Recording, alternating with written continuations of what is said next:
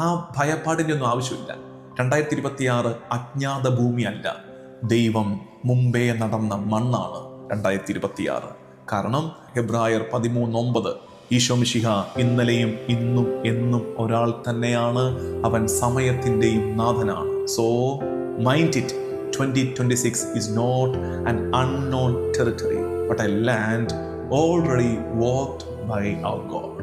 നമ്മുടെ ദൈവം മുമ്പേ നടന്ന മണ്ണാണ് 2026. അതുകൊണ്ട് കർത്താവിനോടൊപ്പം നടക്കാം. വാക്ക് വിത്ത് ഗോഡ്. ദൈവത്തോടൊപ്പം 2026 നമുക്ക് പ്രത്യാശയോടെ പ്രവേശിക്കാം. നിങ്ങൾ ഓർത്തേക്ക്, 2026 ഭാവിയിൽ എന്താണ് നടക്കാൻ പോകുന്നത് എന്ന് നോക്കുകയല്ല വേണ്ടത്, കർത്താവിലേക്ക് നോക്കുക. കർത്താവ് നിന്നെ ഭാവിയിലേക്ക് നയിച്ചു. നമുക്ക് ഭാവി എന്താകുമെന്ന് അറിയാനാണ് ത്വര. ഭാവിയിൽ 2026 എന്തായിരിക്കുന്നത്, 2026 എന്തും ഇരിക്കട്ടെ, മേക്ക് ഷുവർ ദാറ്റ് കർത്താവ് കൂടെ ഉണ്ടെന്ന്. കർത്താവ് കൂടെ ഉണ്ടെങ്കിൽ 2026 എല്ലാം കർത്താവ് നല്ലതാക്കിക്കോളും. 2026 എന്തായിരിക്കുന്നോ താകുലപ്പെടാതെ, മുമ്പിൽ കർത്താവുണ്ട്. കർത്താവിൻ്റെ സാന്നിധ്യം അനുഭവിച്ച് നമുക്ക് മുന്നോട്ട് നടക്കാം. എല്ലാം അവൻ നല്ലതാക്കി വരുത്തും, നന്മയാക്കി വരുത്തും എന്ന് പ്രാർത്ഥിക്കാം. കർത്താവ് ഒരു നല്ല കാര്യം നിങ്ങളിൽ ആരംഭിച്ചിട്ടുണ്ട്.